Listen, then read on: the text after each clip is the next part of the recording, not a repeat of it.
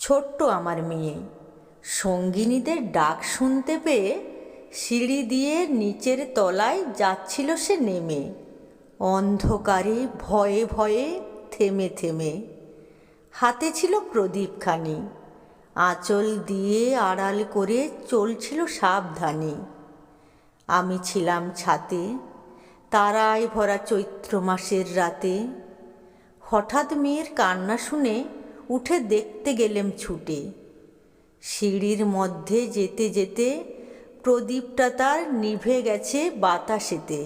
শুধাই তারে, কি হয়েছে বামি? সে কেঁদে কয় নিচে থেকে, হারিয়ে গেছি আমি।